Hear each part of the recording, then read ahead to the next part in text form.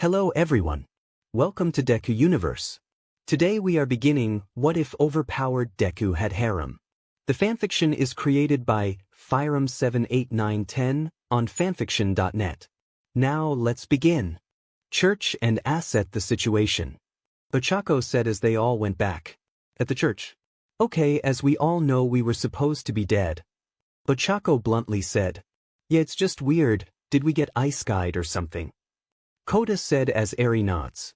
That might be what happened though I didn't see a truck running us over. Izuku said as he and the others chuckled. So what now? Eri asked. I can tell you. A young voice said as the Midoriyas and the for now, only Izumi turned to see something. What they saw was a little girl with black hair, purple eyes and a pair of white wings on her back. She was dressed in a white robes and she was small in stature like chibi-sized. She actually resembled the statue of the church. Who are you? Ochako asked. I am Lucia, goddess of this land, the person who brought you here and I need your help. Lucia said. Why? Izuku asked. Please, I need help and I'm desperate. Lucia begged as she gave puppy dog eyes. What's wrong then? Eri asked. Well, the island you're at is or was the center of my prayer. I was a goddess of the harvest and then all of a sudden my temples get ransacked by dumbass mercenaries who were looking for a quick coin. Lucia said. Kota interjects. Okay, what do we get out of this, cause you must have saw how we died. Kota pointed out while blushing a bit. Yeah, I'm not dumb, I plan on giving you a lot of money and land to use. Lucia said with a small blush on her own. Really? Izuku and Ochako said at the same time. Yeah, all you guys have to do is to drive out the mercenaries out of my island and get my people to pray to me again, but as of now I don't have much power. But I can give you guys back your quirks, and yes, Izuku, that means one for all as well, along with some equipment and gold to start with. Lucia said as she snaps her fingers as our heroes glowed. Ochako looked at her hands to see her pads back. Kota starched out his hand and shot out some water. Eri touched her head and felt her horn. Izuku used full cowl at 5%, to be safe, and felt the power that he had come back to him. Thank you, we will drive out the mercenaries and take back your land. Izuku said, determined to help her. Oh, thank you so much for this, I know you'll help me, it's in the hero in you, Izuku, and may both of your unions have many blessing. Lucia said as she vanishes. Are we really gonna help her? Ochako asked, skeptical about all this. We are, at least until we clear out these mercenaries, besides she brought us back to life, it's the least we can do. Izuku said. Ochako sighs but smiles. Okay love, let's go. Ochako as all the others cheer. It was at that moment where one goddess's desperation became what was needed to save this new world where they will become the greatest heroes of all time. Izuku was getting dressed in the clothes that Lucia provided for them. Izuku wondered how strong would these mercenaries be and where would be located. Luckily Lucia gave them a map of the island called Rindana. I'm guessing this is like a medieval times. Izuku said as he sees his new clothes. He shrugs and puts it on. The clothes were of a white long-sleeved shirt with a green short-sleeved shirt and a gold sash that warps around his waist, white pants, some leather boats, and a dark green cloak with a hood. His weapon was a pair of metal knuckle dusters with an emeralds on top of them. The bird that woke Izuku was still on his shoulder. Did she make me a monk? Oh well, hey Ochako, are you okay? Izuku asked. Ochako came out wearing her new clothes. She is wearing leather armor, a chain-link skirt, leather pants, a belt with some pouches and thigh-high boots, fingerless gloves with armor plating on them, some armor on her shoulders. She is equipped with a one-handed metal hammer and small wooden shield with metal reinforcements. Wow, you look really good, Ochako. Izuku said as the bird tweeted in agreement. Thanks, Deku-kun, you look really well as a monk. Ochako said with a smile. Thank you, Chako-chan. Izuku said as he gives her a kiss. Hey Izumi, we're done over here. Kota said. Kota is dressed as a rogue. He's dressed in a shirt, leather armor, pants and boots. He also has a cape, his hat, and is equipped with a flute and a pair of daggers and a crossbow with his quiver on his back. Glad to see you're doing well. Kota said. Kota, where are you? Eri asked. With Izuku and Ochako. Kota said as Eri came out. Eri's clothes resembled a nun's robes with a veil and a skirt that reaches her knees. Her veil contained a helmet and her horn is exposed, her arms have a pair leather bracers, she also has a leather corset with a metal skirt, some pants and a pair of boots. Her weapon is a broadsword on one hand and a staff on the other. Wow, Eri, you look appealing, Izuku said. As he looked at his daughter, he noticed a ring on Eri's finger. The ring was a simple gold band with a diamond surrounded by a small sapphire, emerald and rose quartz gems. Izuku was smart and quickly put 2 and 2 together and smiled. So where did you get the ring, Kota? Izuku said, still smiling. Kota shrugged. It came with my stuff, so I proposed Eri with it. Kota said as Eri kissed Kota's cheek. Good, maybe we can get them married when we get to the first town. Eri said as Kota nods. Oh my god, congratulations, Eri. Ochako said as she hugged her daughter. Thank you, Mama, I kind of wished my One-chans were here to see me married. Eri said as a tear fell from her eye. Kota wiped the tear from her face and said, We live for them. Kota said as Eri nods. Thank you, Kota. Eri said, Let's see a smile, Eri-chan, all right. Izuku said as Eri gives her father, mother and fiancé a bright smile. This makes them smile as well. Okay then, besides the equipment and bags of gold, let's see what else Lucia gave us. Ochako as they checked the bags. The bags were filled with food, water, sleeping bags, tents, lanterns, oil for said lanterns, arrows for Kota's crossbow, medicinal herbs and bottles filled with liquids for Eri, maintenance kits for the weapons and armor and bird feed for Izuku's new bird. This is good, I say we go to the nearest village. Kota said as Izuku looks at the map. Izuku looks at the map and sees a village a few miles from the church. Okay everyone, there's a village nearby, we can get there in a few days' time. Izuku said as the others nod. After that they packed up and left the church. They soon leave behind the church and into a forest. Once they look at all of the living trees, they were amazed about all the life that is flourishing after seeing all of the death they know for over a decade, and now it was like night and day. As they walked along, Izuku was talking to Ochako, Eri and Kota were discussing wedding plans. Once they passed a bunch of bushes, they started to notice that everything was silent. Nothing made a sound, not even the animals made noise. Izuku and the others realized what was happening in ambush. Guys, stay on guard, Izuku said as everyone put their backs against each other. Come on out, we know you're here, Izuku said as 15 bandits surrounding them. So you noticed us, well then how about you give us the gold and girls so we'll let dash. Bandit 1 said until Izuku punched him, knocking him out.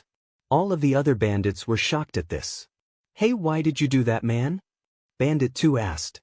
You were going to kill me and Kota anyway and RP the girls afterwards, so I figured why bother. Izuku said. Guys got a point. Bandit 6 said with a shrug. Then let's get the beat.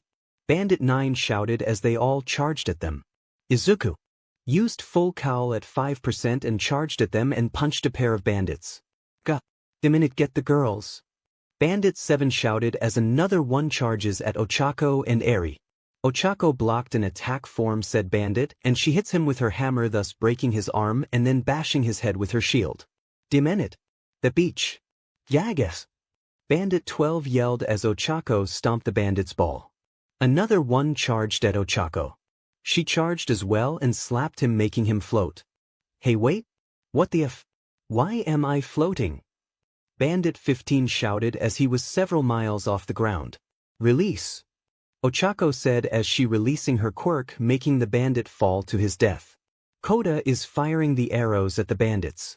But one of the bandits got close to him until he was blasted him with water, pushing the bandit back. Take this, you beat, no one touches Eri but me, Kota said as he fired another arrow, killing him. Eri blushed as she slashed another bandit. Kota, stop. Eri said, still blushing. After a while 13 of the 15 were dead, only 2 remained, the one Izuku knocked out and another that had surrendered. Thank you for letting me live. I only did because I was desperate. I'm Leo of Rander, Hamlet. Leo said. Leo didn't look much besides wearing some basic clothes. He has brown hair and eyes. Izuku Midoriya, this is my wife Ochako, my daughter Eri and her fiancé Kota Izumi. Izuku said as he points to Ochako, Eri and Kota. They greet Leo as well and ask them where this Rander hamlet is.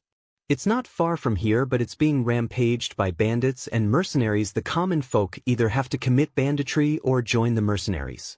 I am no different. I only did for the money and for my wife who is bearing my child. Leo said, I need to look at my map.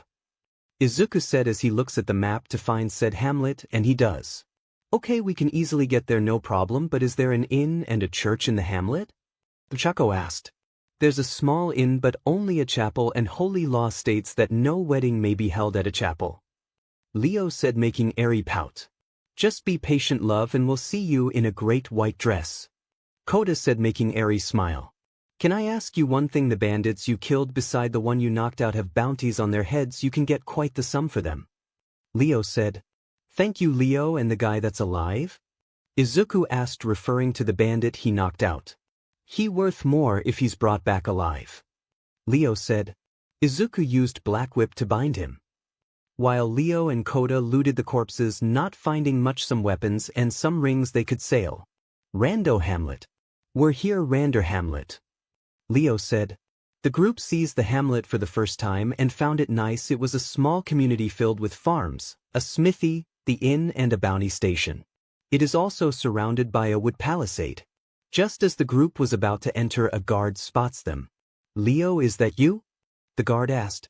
Yeah, Donnie, it's me. You mind opening the gate? We have a few bounties to turn in. Leo said.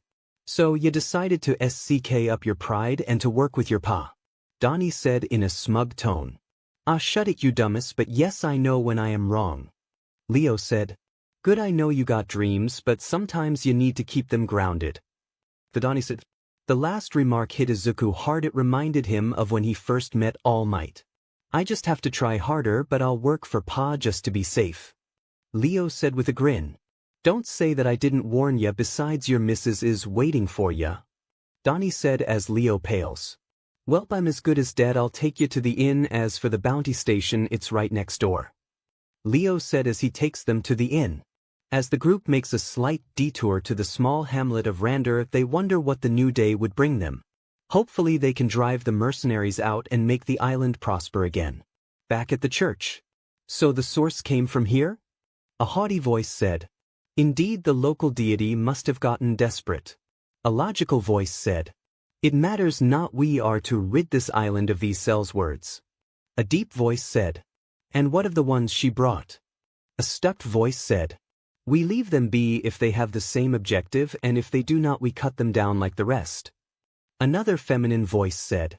Of course, Inquisitor Ophelia. The deep voice said as the now named Ophelia kneeled before the broken statue and prayed. O Lucia, goddess of the harvest, have no fear of us, for we carry out the will of our divine Lord Rubicon. We ask of you, send a message to your chosen warriors that they have allies in Rubicon Inquisition Name. Ophelia said. After a few minutes, Ophelia stood up, turned around and walked away from the church, as did the others. After they left, Chibi Lucia appeared and she looked worried. I hope Izuku kept that bird because he's gonna need it. Lucia said, worried about the Inquisitors. Izuku and his family are headed towards the bounty station to turn in the bounty of the bandit he had captured. Once he and the others entered and turned in the bandit, the receptionist gave him the reward. Okay, then the reward for this bandit is 20 slivers serin. That should give you some time in the inn. The receptionist said. No problem, sir. Izuku said as he took the money. Yeah, no problem. The receptionist said as he leered at Ochako and Eri. Izuku and Kota glared at him, which is basically telling him to back off. The receptionist got the message and backed off. They soon entered the inn and paid for 2 rooms. One for each couple. After Kota and Eri went to their room, Izuku and Ochako entered in their room. Thank God, a decent bed for once. Ochako said as she laid on the bed. Yeah, I forgot how a real bed feels. Izuku said as he laid next to Ochako. The two of them looked at each other, then they kissed, touched and made love. After that they were exhausted and soon laid on the bed. Izuku, however, dreamed a very special dream. Izuku's mindscape. Izuku was laying on the ground for a moment. He soon got up and looked around only to not see Ochako by his side. Relax, Izuku, you're in the mindscape. A young voice said. Oh, that's right, I forgot that the past users of One for All are in my head again. Izuku as he turns to see the first user. The first user was looking at Izuku with a smile. He looks sickly and pale but otherwise healthy. Izuku saw the silhouettes of the second and third users, but when the fourth user shows up. The ninth user is back, or is it the other way around? Either way, I'm Shinomori Hikage, it's nice to meet you, ninth. The now named Hikage said as he held out his hand. Hikage was a lean man with short, white hair that parts away from the base of his forehead, and thin eyes that slant slightly downward. Due to his accelerated aging, he gained 2 scar-like cracks stretching from the left side of his forehead down to his chin. Oh, hello Hikage-senpai, it's nice to finally meet you. Izuku said as he shakes Hikage's hand. You Izuku, you're back. A large man said as he gave Izuku a big hug. Hey Daigoro-senpai, glad to see you. But you're crushing me. Izuku said as Daigoro lets go of him. Daigoro was a large muscular man of a wide build. He had a square jaw, small eyes and without eyebrows. He was also bald and had a very short beard. His hero costume consisted of dark leather clothes, stylish goggles, and a bandolier. The leather jacket had shoulder pads, and as Daigoro always had it open and didn't wear a shirt, it showed his muscular torso. Oh my bad Gaki. Also I told you to call me Banjo. Daigoro said with a grin. Oh Midoriya-san. Good to see you again. Also call me N. The sixth user said. And was a fairly short man with short, dark hair parted twice away from his narrow eyes. His hero costume consists of a large coat-like shirt with numerous straps and buttons, and a high collar that obscures his mouth and nose. Accompanying this are dark, fairly baggy pants and large white hiking boots. His forearms are also wrapped in sports tape. Of course, N-senpai. Izuku said with a smile. Yo Q-kun, glad to see you. The missus and kids, are you okay? The seventh user said. Nana-senpai, glad to see you as well. Izuku said with a smile. Oh, you Izuku-kun. Oi Toshi, he's here. The now named Nana said. Nana is described as an appealing woman with a tough demeanor. She was a fairly tall woman of slender yet voluptuous frame, and at the same time, she was well-built, as befitting a one-for-all user. She was fair-skinned and had a small mole below her bottom lip, centered to the right, and sharp, intelligent eyes with long eyelashes. Her hair was dark and straight, kept shoulder-length with the exception of a clump of short bangs hanging above her forehead, and was usually styled in a half-up half-down bun. Her hero costume consisted of a dark, sleeveless bodysuit with a high collar, yellow elbow-length gloves, and white knee-high boots. Around her waist was a belt with an angular golden buckle, a small cape attached around the back which hung down to her knees, and over her shoulders was a longer cape, buttoned to the shoulders of her bodysuit. I am here Midoriya Shonen, and I am back. The now named Toshinori said. Toshinori is a very large man with an equally muscular and well-defined physique, his design resembling a typical Western comic book superhero. He has chiseled features on his face with a strong jawline and pronounced cheekbones and busy eyebrows. He has short blonde hair, swept backwards, with 2 distinct tufts that stick up above his head, leaning slightly to each side. His strong features regularly casts a dark shadow over his face, hiding everything but his bright blue eyes. All might you know that you don't have use your muscle form. Izuku said as Toshinori breathed a sigh of relief. Soon in a puff of smoke Toshinori went back to his true form. In his true form, after sustaining permanent damage from All for One, Toshinori's declining health reduced him to a very skinny man with sharp, angular features and long limbs, his neck long and his eyebrows absent. He possesses a large scar that covers most of the left side of his chest, and it is not uncommon for him to spout blood from his mouth when excited or surprised. He typically wears baggy clothing to accommodate the change in body mass between forms, but after the end of Toshinori's tenure as a hero, he starts wearing clothes that fit him in his true form, as he no longer needs big clothes that fit his muscle form. Well, true, but I can't help it, there's no repercussions in going to my muscle form in this place. Toshinori said. I know Toshinori-sen. I'm just happy to see you again. Izuku said with a small smile. Toshinori smiled and hugged Izuku. Oh God, that was so sappy. Nana said. Leave them be, Nana. The first user said. Yeah, also it's about time for those two do it. Daigoro said with a grin. You saw it? Izuku shouted. Yeah, but by accident and near the end part. Daigoro said with a blush. Izuku gives the fifth user a 100% Detroit smash to Daigoro's face, causing him to crash on a wall. Okay, I deserve that. Daigoro said as the other users but Izuku sweat drop. I'm glad that you're going to marry that Ochako girl, which is about god-demon time. Nana said. Oh come on, those two have always been married, they didn't just a fancy party to tell the world, hey everyone we're married. Daigoro said. The other users looked at each other and all thought. He isn't wrong. The other OFA users thought. Either way, I hope that you can a great life. The first user said. Thank you everyone. Izuku said as he started to disappear. Hikage stood up and smiled at Izuku. Izuku-san, consider this my wedding gift. Hikage said as he made Izuku glow. Hikage-senpai, is this? Izuku asked, although he knew the answer. Yes, it's called danger, since it will be very useful to you, all right. Hikage said as he explained his quirk. Thank you, senpai. Izuku said. Soon Izuku vanished from the mindscape and woke up. Next morning, Izuku woke up to the light of the sun hitting his face. He sat up and looked at the sleeping face of his bride. It was then he fully realized what had happened to them. He and his family are in another world.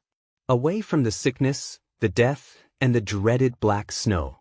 They could live their lives in peace as long as they kick out the mercenaries from Rendena Island. They were free. Deku-kun, stop mumbling already. Ochako said as she woke up. Izuku blushed at that. He really needed to stop mumbling everything. How much did you hear? Izuku asked. Not much, Deku-kun, but I got the gist of it. Ochako said, now awake and smiling. Both of them hugged each other in happiness, but soon they let go. I see. Anyway, I talked to the other users last night. Izuku said as Ochako nods. She along with Eri and Kota knew of One for All and everything about it. She bonked Izuku in the head for keeping that kind of secret from her. So which quirk did you get? Ochako asked. The 4th's quirk he called Danger Sense. Izuku said as he explained the details of the quirk. Wow, just wow, Deku-kun, you're like some kind of hybrid of Spider-Man and Superman. Ochako said as she giggled. It took Izuku a few seconds to realize what Ochako was talking about, and he began to laugh his butt off. It stayed that way for a few minutes until they started to get dressed and go downstairs. In's tavern. The two cinnamon rolls soon found Eri and Kota eating their meals together. Yo, Ochako-ne-chan, Izuku-ni-san over here. Kota said as he signaled them to come to their table. They soon went to the table, ordered some food, and talked about last night. A new power from One for All, nice and airy, and I also felt the impact of what's happening. Kota said as he gave a small chuckle. We're free from the black snow. Eri said with a small smile. All of them smiled in silence until Kota broke it. So what now, I mean after the mercenaries are dealt with? Kota asked. Well, we'll see when we get to that point, all right. Izuku said. Just then the tavern's door was slammed open. Everyone looked at the guy who opened the door. Hey everyone, the Ivaldis are here. The man shouted. That got the attention of everyone and soon they rushed out the door. The Midoriyas, however, remained seated. Should we check it out? Eri asked. The others nodded and went out of the tavern after paying for their meals. The four of them went outside and saw what was going on: a horse-pulled cart with a sign that said Ivaldis. But what amazed the group of survivors and cemented the fact that they are in a different world is that the Ivaldis are dwarves. Oi Izuku, am I seeing things? Kota said. No, I see them too. Izuku said. Dwarves, actual living, breathing dwarves. Ochako said.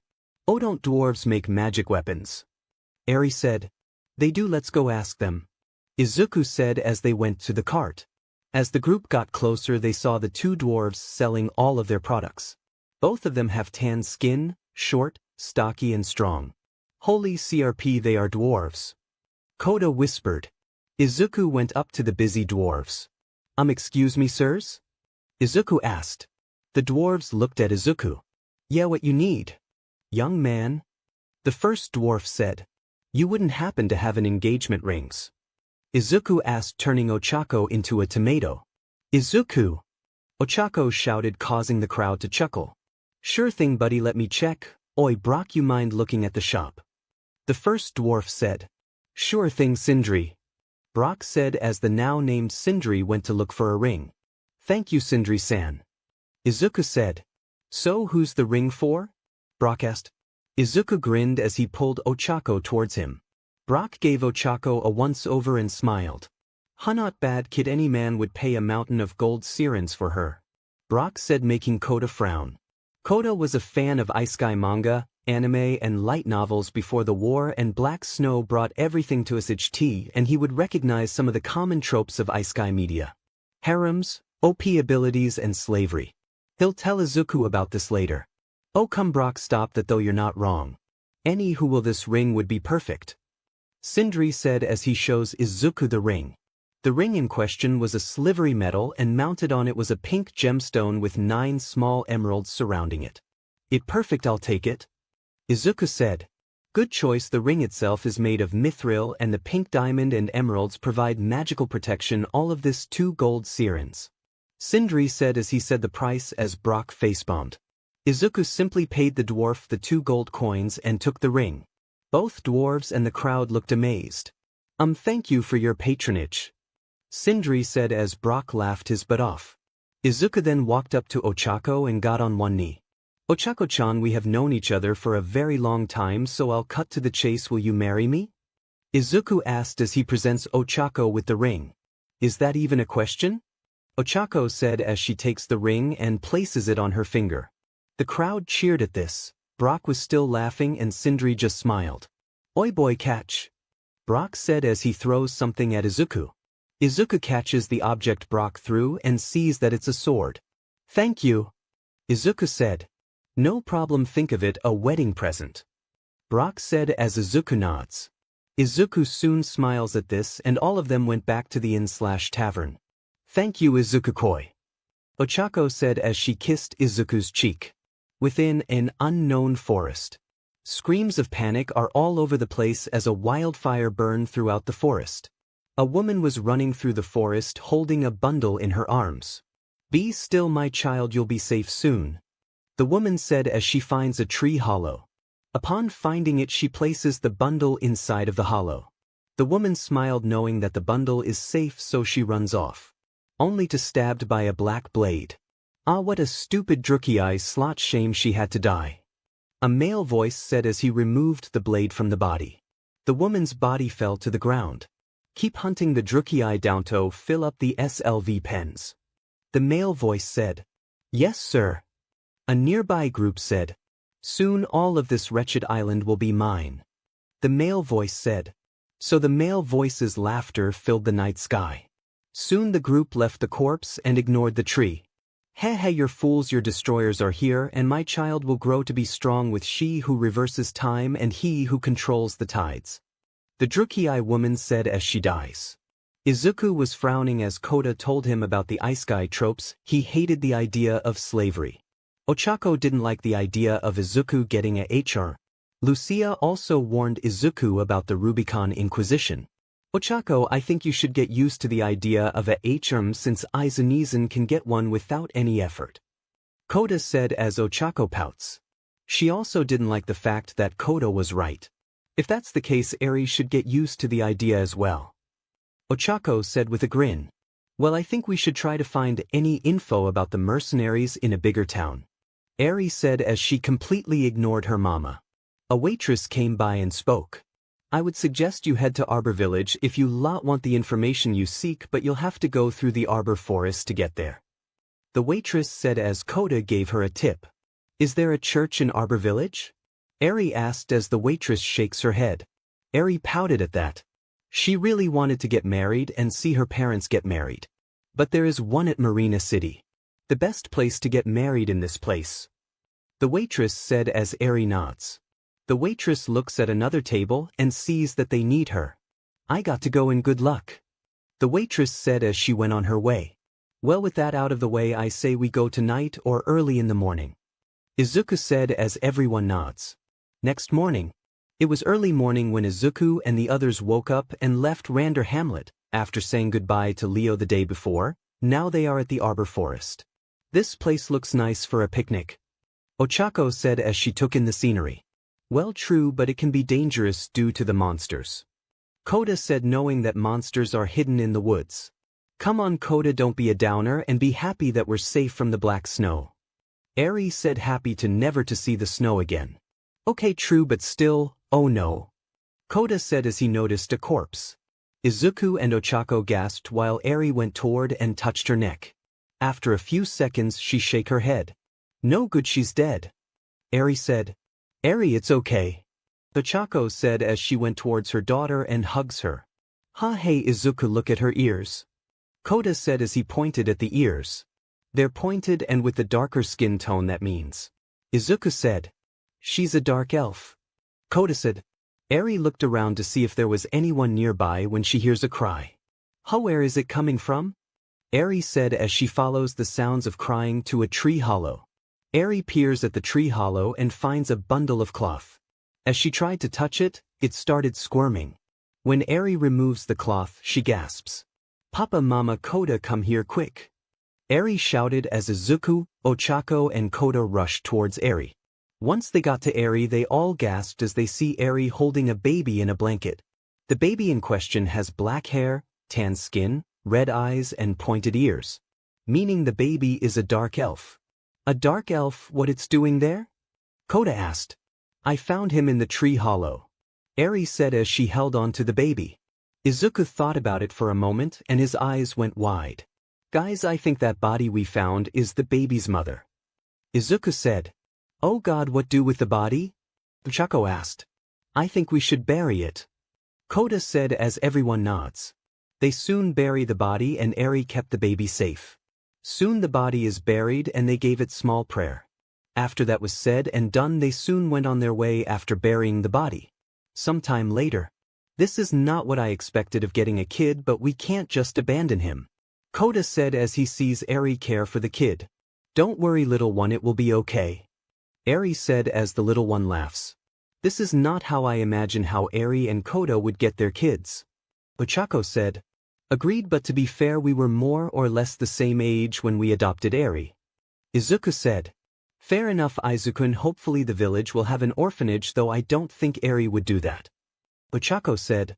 True, but like Ochako-nichan said, this is not how I imagined Eri and I have kids.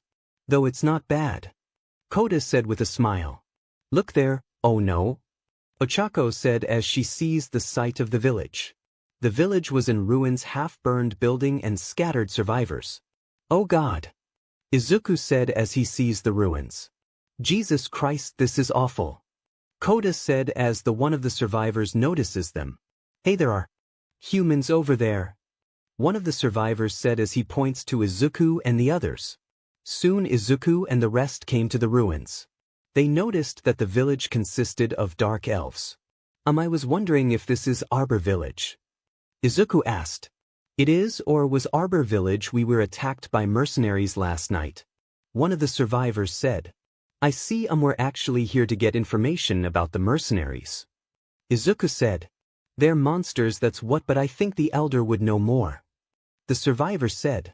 Izuku nods as they asked where they could find the elder. They told Izuku and Kota, but they told Ochako and Eri to see the shaman. When asked, they told him it was Drukei tradition that only men can see the male elder and women can only see the female elder. The two husbands-to-be were annoyed but obeyed.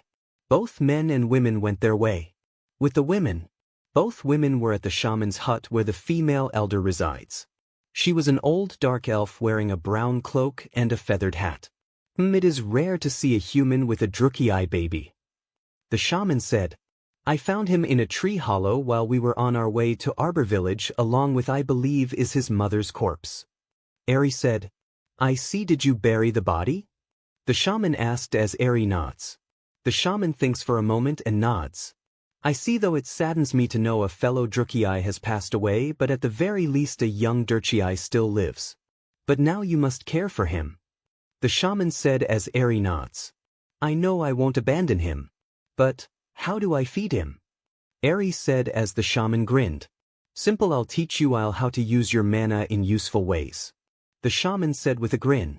For some reason Ochako and Eri felt a shiver down their spines. With the men, While the girls feared the shaman, Izuku, Kota and the dark elf elder were going through the information they had. I thank you for burying the young woman, but I'm afraid we do not any information about the mercenaries. The elder said, I thank you anyway, Elder-san. Izuku said as he bows. Thank you, elder. Kota said, You're welcome, young ones. I hope that your unions are blessed with fortune and children. The elder said as the young men thanked him. Soon they meet up the girls. Both of them were blushing. Kota, can we talk? Eri said as Kota nods. Eri and Kota went their way, while Izuku and Ochako stayed behind. So what do we know? Ochako asked. Not much, Izuku-kun, but we'll need to head to Marina City to get more info. Izuku said as Ochako nods. Well then I guess we're going to Marina City. Ochako said with a grin. At that moment Eri and Kota came back with baby in tow. Eri was smiling holding the baby. Papa, Mama, meet you grandson Izumi Yuto. Eri said as she shows Yuto to the Midoriyas. Both Midoriyas looked at their new grandson and smiled. Then it hits them. Oh my god, I'm a grandma at 26. Ochako said. Izuku on the other started to tear up. Kota and Eri looked panicked. Hey, is there a dried up pond or lake nearby? Kota asked a random survivor and said survivor pointed at a random direction. Kota grabbed Izuku and they ran towards the lake. Needless to say, the dark elves of Arbor Village received a new saltwater lake. Though Kota did ask Eri on how they were going to feed Yuto since he knows that she can't make milk. Eri explained that she can use mana to make her BRST make milk. With that bit of info received, they made their way to Marina City. It had been a week since the Eri and Kota adopted Yuto. Now the 5 of them finally arrived at Marina City and it was partially ruined. Eri looked in horror mostly about everyone that was hurt, but a small part of her was mad because she couldn't have her wedding. Oh come on, really? Eri quietly said as to not disturb Yuto. Calm down, Eri, maybe the church is intact. Kota said. That calmed Eri down. Alright, let's go. Eri said as she and the others went into the city. Marina City gates. The group reached to the gate as some armored knights stopped them. Excuse me, why have you come to the city? The one of the knights asked. I want to get married. Eri asked. Both knights looked at each other and then back at Eri. Sorry to say, but the church is preoccupied with the injured. The second knight said, making Eri's eyes wide. Eri sighs. Alright then, can we at least go to the inn? We need to rest. Eri said. Yeah, the inn is free, come on in. One of the knights said and opened the gate. Once they entered the city, both families looked to see the damage done to the city. Some of the building were damaged, and from the looks of it, the church is full of the injured. The Midoriyas and Izumis decide to go to the inn. When they got there, the innkeeper told them that they only one room left. Both families agreed to this and paid for the room. After getting settled in, Izuku suggested that they go to the Adventurers Guild. Lucia had told them about the Adventurers Guild and that they should be adventurers so that they wouldn't pay for tolls. Everyone on the table agreed to this. Adventurers Guild. Izuku and the others enter the guild only to see that the guild in disarray. Izuku and the others went to the front desk. Hello, are you okay, busy? Izuku asked. The person who attended them was a young girl with pink hair and blue eyes. This girl also had rabbit ears. Oh, hello there, I'm Amelia and I like to welcome you to the Adventurers Guild. The now named Amelia said. Yeah, we like to register for the guild. Izuku said. Wonderful, we require a registration fee of 10 gold siren. Amelia said. The group overheard another voice. Sis, it's 50 gold siren. The second voice said. Excuse me for a second, sir, I have a pest to take care. Amelia said as she walked towards the voice. Soon they hear a sound beating, then Amelia came back dragging a rabbit boy with black hair and black rabbit ears, who was beaten black and blue. I'm sorry, but like I said, it's 10 gold siren. I also like to know your names. Amelia said with a smile. Okay, then just a question, I want to get married and my fiancée is here, should she have her maiden name or married name? Izuku asked. That depends, do you have a marriage license? Amelia asked.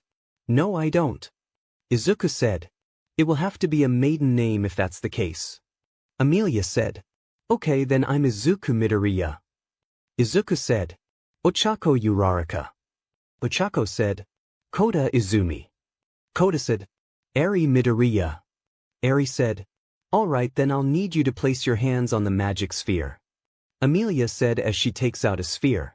One by one they placed their hands on the sphere. It glowed for a bit, then a card came out. Okay, now that you have your adventurer cards you can take on quests, but due to an emergency happening right now. Amelia said, may I ask what the emergency is? Izuku asked as the doors burst opened. It was a person who has similar armor. It's the mercenaries, they're back. The knight said. With that in mind everyone in the guild reacted and rushed towards the gate. Izuku and the others rushed to the gate as well. Marina city gates. The knights, local militia, adventurers along with the Midoriyas and Izumis. They saw what made them hitch their breath. It was the mercenaries, all of them were flying banners that consisted of black flags with white ravens. It was a large army where one of the mercenaries, most likely the commander, came towards the gate. The commander was an old man with white hair, a single black eye, the other was covered with an eye patch. He is dressed in black armor, has a sword and a brown cape. He is also riding a horse. The commander then. Have you decided? The commander shouted. We will not follow your ridiculous demands. One of the knights said. The commander sighed at this. I wanted to resolve this peacefully. The commander said. Walking towards the commander was a very tall woman with white hair and blue eyes. She is dressed in plate mail and wields a war maul and kite shield. She also has 2 furry ears that belonged to a bear. Commander Luis, your orders? The bear-eared woman asked. Take the city, kill the men and take the women. The now named Luis said. The bear-eared woman looked angry but complied and charged at the gates. Archers and mages on the wall. Knights and adventurers reinforce the gates. Healers, prepare yourselves. A knight commander shouted. Kota went to the wall. Eri prepared herself for the injured. Ochako and Izuku helped to reinforce the gates. Kota stood at the gate and next to him was a mage. This mage has blue hair, wearing a blndfld and wearing robes that did little to hide her figure. The blindfolded mage looked at Kota and spoke. Don't miss your shots. The blindfolded mage said. I won't, I expect you to do the same. Kota said as he loaded his crossbow. Good, here they come. The blindfolded mage said as she began to chant. Kota aimed and prepared to fire. Aim and fire. The knight commander said as they fired. The first wave of arrows, bolts and magic hit their marks, killing many mercenaries. However, some ladders managed to reach the wall. The init ladders have been placed, take them down. The knight commander said. Several mercenaries began to climb up while others fired their own arrows and magic. An arrow almost hits the blindfolded mage, but Kota tackles the mage down, saving her. Demon, it will need to fight back. Get up and help me. Kota said as he picks her up. He didn't know that she was blushing. Thank you. The blindfolded mage said as she fired. With Eri. Eri went to the church thinking she can help but was shocked at the amount of people are injured. Eri shakes her as she meets a priestess where Eri asked where she can help. The priestess directs Eri to some of the less injured, where she began to help them. Then she saw an amputated man, both legs and an arm chopped off. Eri rushed towards the man and began to use her quirk at the man. The priestess looked at Eri and stops when she sees that the man's arm and legs were growing back, thus healing. Everyone was silent but the injured spoke. By Hyperion and Sinatera, my legs, my arm, thank you, thank you. The man said as he hugs Eri. Young lady. Who are you? The priestess asked, amazed at what Eri did. I'm Eri Midoriya, my fiancé Kota Izumi is fighting on the wall. We were hoping to get married here. Eri said, I will hold the ceremony myself. But help me with the grievously injured. The priestess said, of course, take to them. Also, can you find someone to care for my son while I help you? Eri said a nun volunteers and takes care of Yudo. Eri rushes with them while the nun looks at Eri with awe. Santera, thank you for bringing Eri to our humble church. The nun said as Yudo cooed. Yudo babbled for a bit. The nun smiled. Don't worry, little one, your mother is helping people. The nun said as Yudo fell asleep. With Izuku. Izuku and Ochako had reinforced the gates in attempt to stop the mercenaries, but in the end the gates were broken and leading them was Luis. Luis looked at the city and smiled. There is Marina City, claim it. Luis said as the mercenaries charged. Izuku saw the mercenaries and knew what to do. Ochako looked at her husband to be knew that look on his face. He was about to do something stupid and something heroic. Alright then, one for all, full cowl 10%. Izuku said as he charged at the mercenaries. Luis looked at his army not knowing or seeing Izuku punching him, knocking Luis off his horse. "God demon brat," Luis said as he drew his sword. "You're going down, you demon mercenaries." "But because I am here," Izuku said as he charged at them. Luis charged at Izuku, but he dodges and punches Luis in the gut. Luis barely stood as Izuku gave him a devastating axe kick to Luis, smashing him to the ground. "Gah!" Luis grunted as he tried to get back up. Izuku looked at Luis getting up and Izuku prepared to attack again. But the bare-eared woman tried to charge at him, but Ochako, surprising the bare-eared woman, tackled her to the ground. "You won't touch my husband," Ochako shouted. "Get off of me," the bare-eared woman said. "We aren't married yet." Izuku mumbled as he charged at Luis again. "With Kota, why don't they just die?" Kota said as he kept firing his crossbow. "Until he ran out. If I'm out of bolts, hey magic girl, do you have any lightning spells?" Kota shouted. The blindfolded mage nodded. "On my signal, fire your strongest lightning spell." Kota said, "What signal?" "Also my name Caliva." The now named Caliva said. Kota didn't say anything but used quirk on a group of mercenaries. Caliva heard the sound of rushing water and fired a lightning spell, electrocuting and killing the mercenaries. "I didn't sense mana in that water." Caliva said. "I'll tell you later, right? We need to kick their asses." Kota said, "Huh, I wonder if there's room for me." Caliva said as she chuckled and followed Kota. With Ochako. Ochako was fighting the bare-eared woman. Ochako managed to trap her and several others with her quirk. "What the hell, let me go. I Tetsukuma will beat you," the now named Tetsukuma said. "Sorry Tetsukuma, but I won't let you touch my husband." Ochako said. "Grr." Tetsukuma growled as she floated higher. Upon reaching the right height, Ochako releases her quirk, causing the mercenaries to fall to their deaths except for Tetsukuma. "Demon, my leg, it's broken," Tetsukuma said.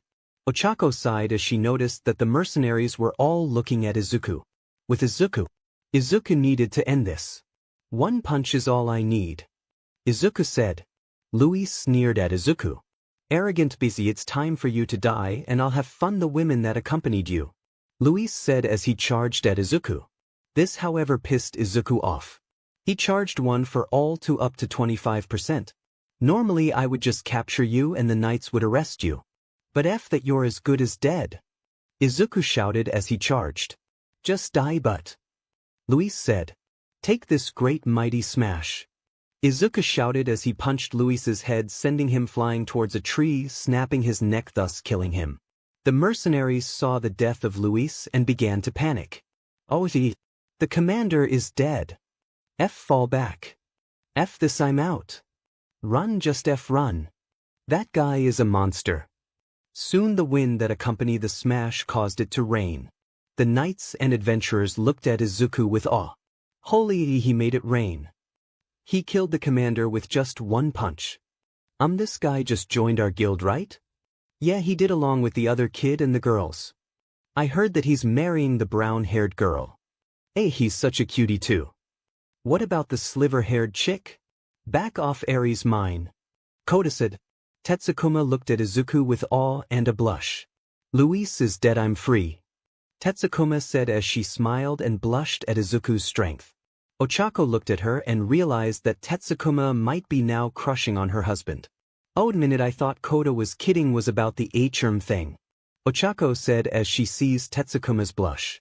It was a joyous occasion in Marina City since Izuku single-handedly drove off the mercenary leader. Everyone in Marina City celebrated Izuku's triumph, but the hero in question tried to play it off, but the other adventurers and citizens won't let him have it. Izuku and his family look around to see the others adventurers telling stories about what happened with an embellishment here and there. Then he heard stories about Eri, mostly on how she healed the sick and injured. The biggest stories were that she restored a man's legs and arm, or the fact that she might be a demigod to Sanatera, a goddess of healing and medicine. That got a chuckle out of Izuku. He heard that the head priestess of the church would officiate Eri's ceremony. Kota and some blindfolded girl called Kaliva helped out on the wall. The girl did ask Kota about his manaless water magic his quirk. Then there was Tetsukuma. She was once Luis's SLV, and for her not to go back to the SLV market again, Izuku volunteered to take her in. Neither he nor Ochako were happy about it, but the heroes within them wouldn't let them condemn her to the SLV market. She was drinking with Ochako, and surprisingly enough, Ochako drunk Tetsukuma under the table. Ochako was always the heavy drinker of her family before the black snow came. Anywho, everyone was cheering for Ochako. She smirks at Tetsukuma. TTT, thank you, Ms. Tetsukuma drunkenly said as she falls over. Ochako was still getting used to Tetsukuma calling her Etus. All right, I'll get the teddy bear to her room, Ochako said as she used her quirk on Tetsukuma. As Ochako went to her room, a random adventurer walked up to Izuku. Lad, I got to say, that's one mighty fine woman you got there? The adventurer said with a grin. Don't you get any funny ideas about my fiancé? Izuku said as one for all sparked around him. The adventurer wasn't worried. No need to worry, I have a wife and little ones of my own. But what I want to know is where you met the lass. The adventurer asked. Izuku blinked at that but shrugged and began to tell the tale of how he met Ochako, but with a few details shuffled. For example, replacing the zero pointed with an iron golem. But after that it was mostly the same. He also told them that he proposed to Ochako a few days back, but they had known each other for years. The other adventurers cheered once more for Izuku, and even one of them bought a whole round to celebrate. Kota smirked and Eri and Kaliva smiled as the three of them raised their pints. Soon they drank and celebrated for a long while, until at midnight is when they decided to stop. Everyone soon went back home. As for Izuku and the others, they went to the inn for some extra celebrations. The morning after, Izuku woke up in the bed. As he rubs his eyes, he sees that both Ochako and Tetsukuma are in his bed. Izuku was in a panic. He had slept with another woman. Okay, yes, he also slept with Ochako as well, but still. Ochako began to wake up and sees Izuku and Tetsukuma on the bed. Izuku, did we? Ochako asked. Izuku checked under the covers and yup, they were naked. Oh god, Ochako, I'm so... Izuku said as Ochako interrupted him. Izuku, it's okay, we were drunk when it happened and I can see that Tetsukuma would like to be with you. Ochako said. Izuku, dumbfounded, simply looked at Ochako. She continued. Okay, I know you're freaking out, but I and another girl, may her soul rest in peace, agreed to share you, but as you can see, Ochako said. Wait, other girl was willing to be with me. But I'm just ... Izuku was saying until Ochako interrupted him. No, Izuku, you're smart, handsome, a good father, an incredible lover, and the man I plan on marrying, and if I say you deserve a harem, then by this world's gods you deserve one. Ochako said as Izuku starts to cry. Thank you, Ochako. Izuku said as he cried. The both of them hugged each other and then they kissed. Soon Tetsukuma wakes up and sees Izuku and Ochako kissing. May I join you? Tetsukuma asked. The two of them separate and Ochako looks at the bear girl. No need to ask, Tetsukuma, and none of that MSTR and CRP, call me Ochako. Ochako said. You can call me Izuku. Izuku said.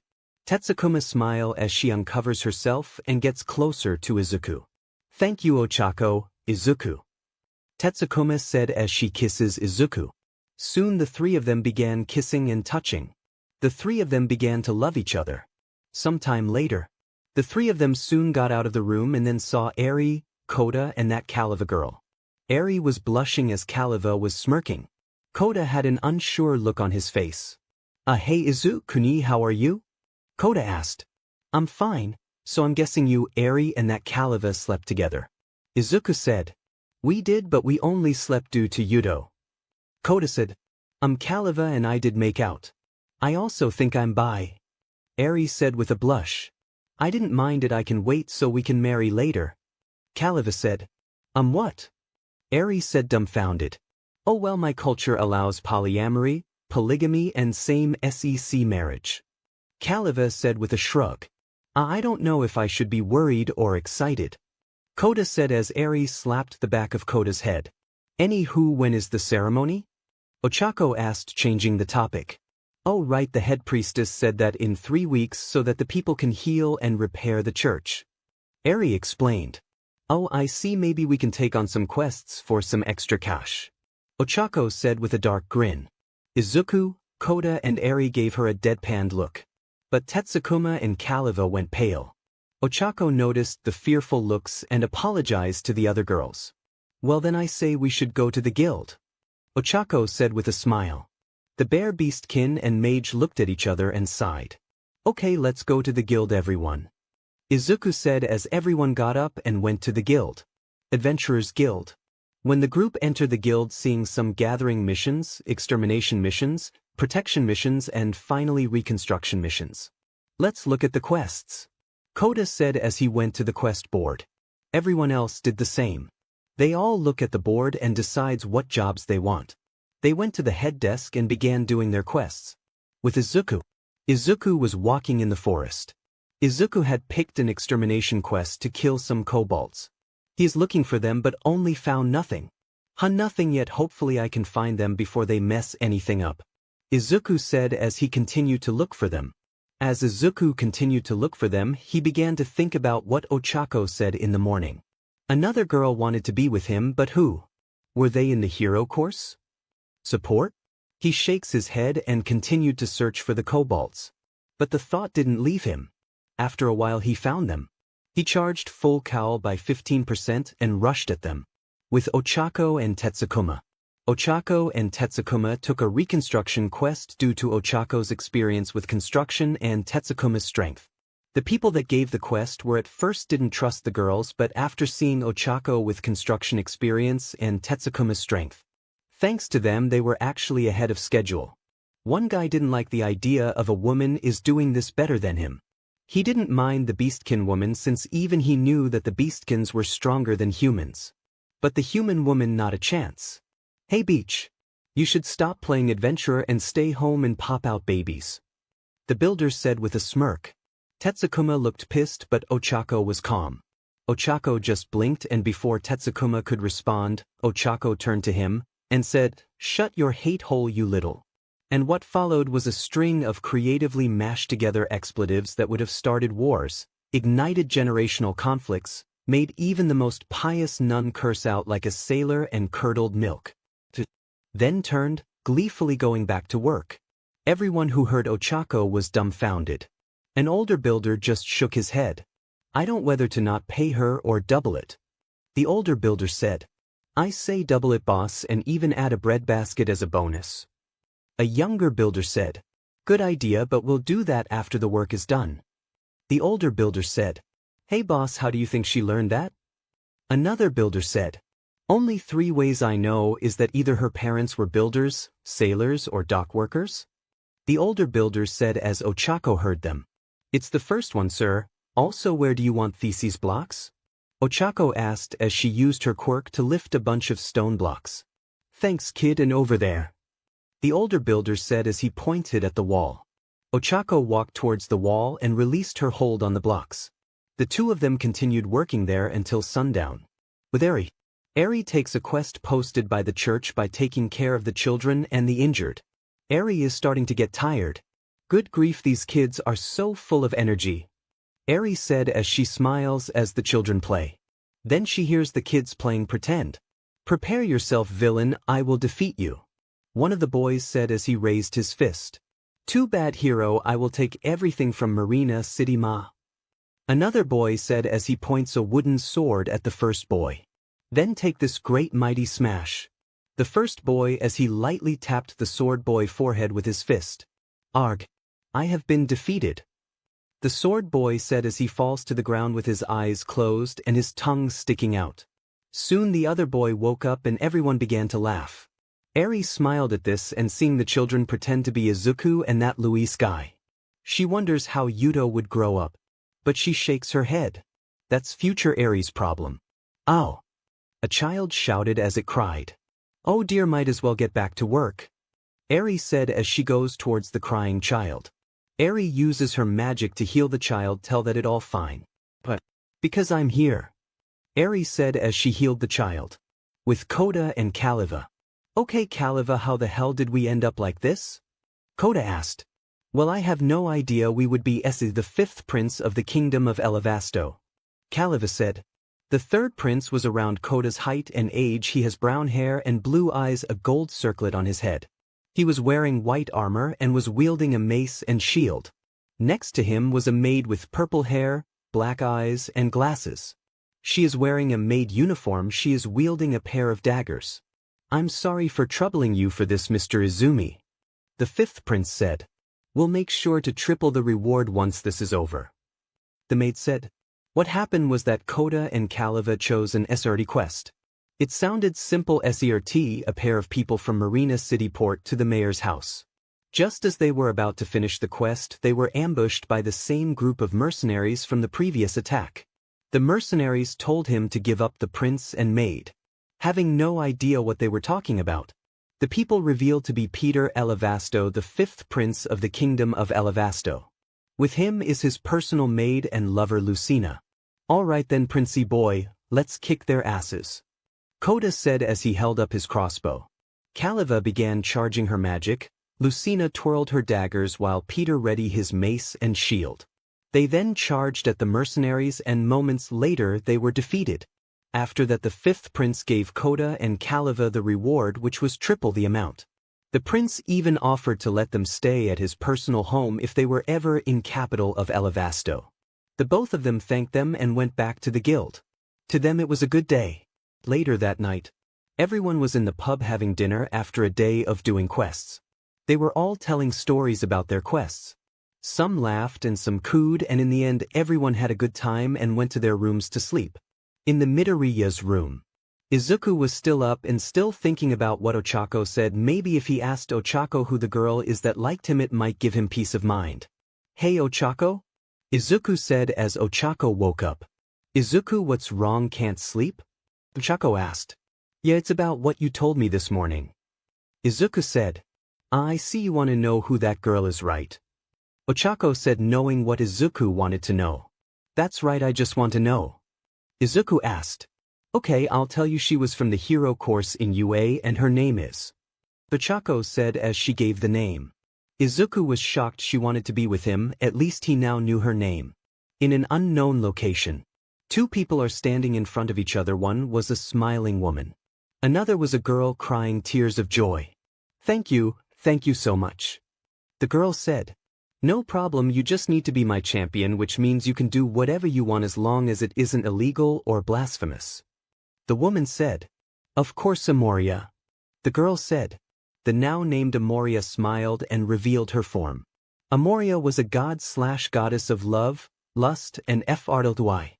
They possessed a form that is one half male and the other half is female, only dressed in a white sash. They also has long golden hair and green eyes. I'll send you to the Rendana Islands, capital of Rendana City, with your quirk intact and some equipment. Amoria said. Thank you once more. The girl said as she disappeared. Of young lady of 1B. Amoria said with a smile. This marks the end of What If Overpowered Deku Had Harem. A big thanks to Firem78910 for granting the permission to feature this amazing fanfiction. The link of the original fanfiction is in the description below. Please like the video and subscribe to Deku Universe for more interesting stories. Thank you and see you soon.